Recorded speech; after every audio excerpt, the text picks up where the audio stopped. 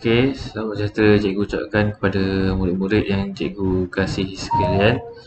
Jadi pada hari ini kita akan sambung pelajaran kita dalam tajuk pendidikan moral untuk topik untuk mata pelajaran pendidikan moral dalam tajuk unit 2 baik hati nilai mulia.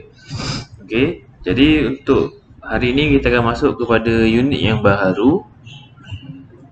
Jadi marilah kita lihat apa yang kita akan belajar pada hari ini. Jadi murid-murid semua, kepada yang ada buku teks, nanti boleh buka buku teks kamu muka surat 9. Kita tengok tajuk hari ini iaitu baik hati nilai mulia. Dan di bawah tu kamu akan nampak ada 3 rangkap sajak yang kamu akan lihat dululah. Okey. Jadi sajak ini diberi tajuk sekolahku. Okey. Cikgu nak kamu perhatikan betul-betul apa isi kandungan yang terdapat dalam sajak ni. Sebab apa? Latihan hari ini akan terdiri, jawapannya adalah dalam sekitar sajak ni sahaja. Okey. Jadi kita lihat dulu apa isi kandungan sajak ni. Okey, sekolahku. Di sini guru terapkan nilai. Di sini belajar erti baik hati, membantu rakan yang memerlukan, tidak kira wang, tenaga dan sokongan. Okey. Dalam konsep baik hati nilai mulia, nilai murni yang ditekankan di sini ialah nilai baik hati, di mana baik hati ini adalah satu nilai yang memerlukan kamu melakukan kebaikan kepada orang lain dan memberi pertolongan sekiranya diperlukan. Okey, sekarang ni pun dalam keadaan Malaysia yang mengalami suasana pandemik. Okey, ada kalangan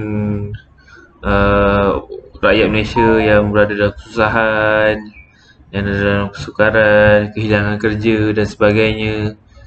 Okey, mungkin juga kamu akan nampak dalam kalangan rakan-rakan kamu sendiri, keluarga mereka mengalami kesusahan. Di sinilah kena ada nilai baik hati untuk kamu sama-sama bantu rakan kamu itu supaya mendapat kemudahan. Okey, selain itu kamu sendiri pun biasa sudah lihat macam mana elemen baik hati ini diterapkan di sekolah.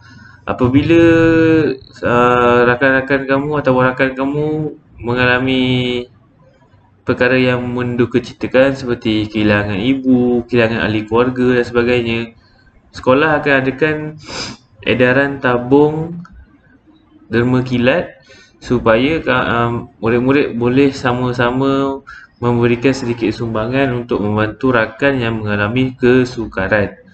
Okey, jadi kat sini kita sendiri pun dah diterapkan dengan nilai baik hati dan membantu rakan-rakan yang berada dalam kesusahan. Okey, kat sekolah pun kita dah belajar. Jadi tinggal macam mana kamu nak terapkan dalam diri kamu sendiri. Okey. Kita tengok rangkap yang kedua. Sekolahku, di sini guru dijadikan teladan, di sini belajar erti ikhlas, membantu tanpa mengharapkan balasan agar hidup tenang dan bahagia. Cikgu habiskan terus. Sekolahku, di sini insan mulia dilahirkan, di sini belajar erti murah hati, menderma mengurangkan derita, hidup tenteram dan ceria sentiasa. Okey. Jadi kat sini kita boleh lihat beberapa contoh perbuatan yang boleh menggambarkan kamu mempunyai sikap ataupun nilai baik hati dalam diri kamu.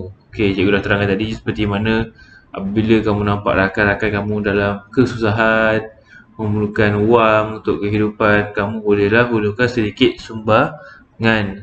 Ataupun paling mudah, kamu nampak kawan kamu kat kelas, kamu semua keluar rehat, dia tak pergi rehat. Lepas tu kamu tanya dia, kenapa tak keluar rehat? Rupanya dia tak bawa duit ataupun dia tinggal duit. Mungkin kamu pada hari itu mempunyai duit yang lebih, kamu boleh beri dia ataupun kamu beri pinjam dahulu. Itu dah menunjukkan kamu sangat baik hati dengan dia, kamu tunjukkan sikap prihatin kepada kawan kamu. Okey. Sebab apa? Bila kamu memberikan sesuatu kebaikan, pada masa akan datang, kebaikan akan dibalas kepada diri kamu dalam pelbagai cara. Kadang-kadang mungkin kamu tengah susah-susah buat kerja sekolah ke, tiba kamu dapat ilham yang banyak, idea yang banyak supaya kamu mudah untuk laksanakan kerja, dan juga mungkin kamu akan dibalas dalam bentuk kamu dapat duit belanja yang banyak dan sebagainya lah. Jadi di sini cikgu ingin terapkan, janganlah kamu berhenti melakukan kebaikan kepada orang lain.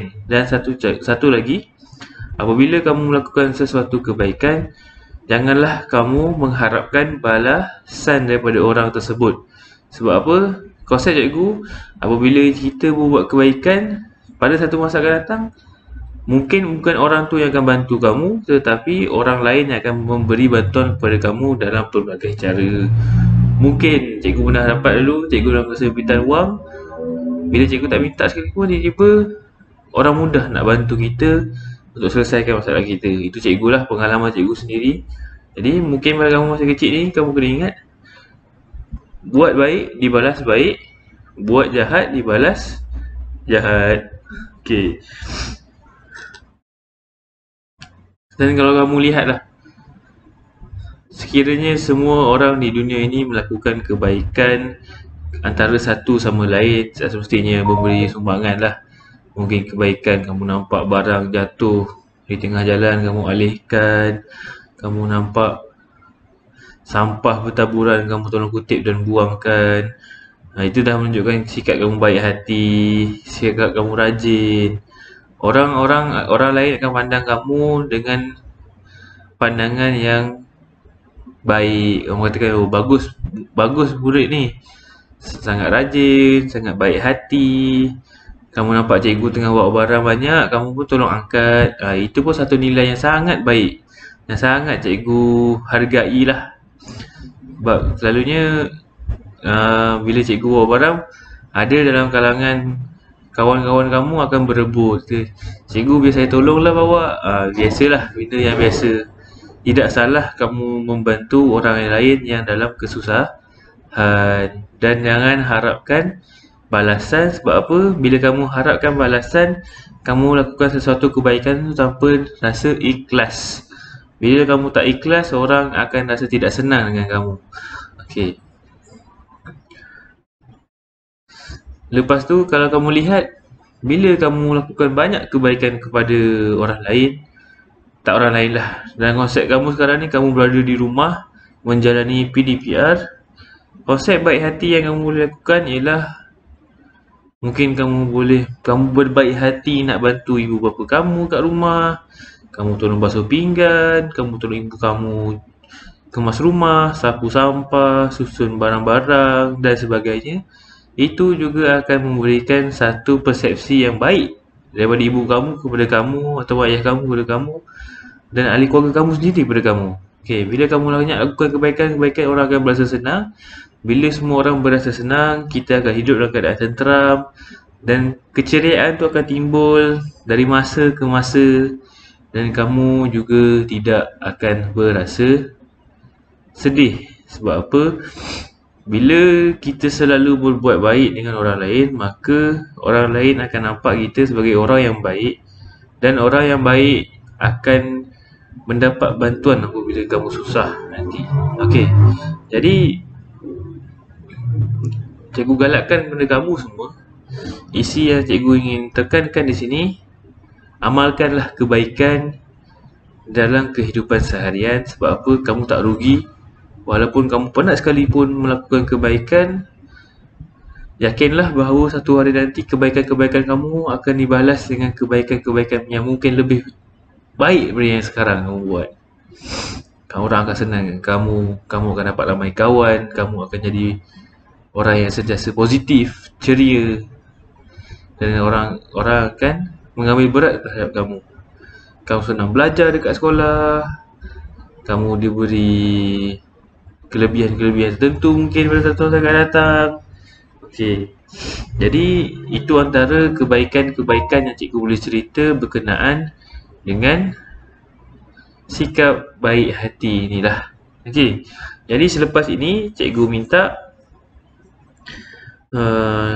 cikgu akan berikan latihan dalam bentuk live worksheet. Cikgu minta kamu jawab soalan Selepas siap jawab soalan, cikgu minta kamu hantar jawapan kamu secara screenshot kepada cikgu secara personal message, dan tu cikgu akan semak lah. Dan jangan lupa siapkan, sebab apa? Kerja-kerja yang kamu hantar mungkin akan dinilai untuk PBD kamu, pentaksiran bilik darjah kamu. Jangan lupa buat. Sebab apa? Mungkin ada setengah kerja yang cikgu akan pandang, cikgu akan masukkan markah kamu dalam PBD. Jadi setakat itu sahaja pelajaran kita pada hari ini. Cikgu harap apa yang cikgu sampaikan ni bermanfaat untuk kamu semua, dan cikgu harapkan supaya kamu sentiasa mengamalkan sikap baik hati dalam diri kamu dan amalan-amalan kamu seharian. Jadi tidak rugi menjadi seorang yang baik. Bahkan orang yang baik inilah orang yang terbaik dalam hidup dia. Jadi tanpa melengahkan masa, cikgu rasa setakat ini sahaja dahulu perkongsian cikgu untuk pelajaran pada hari ini. Jadi cikgu minta kamu semua siapkan kerja yang cikgu akan berikan linknya nanti dalam grup. Selepas siap boleh hantar seperti biasa. Okey, jadi selamat menjawab dan terima kasih atas perhatian yang kamu berikan. Sekian, terima kasih.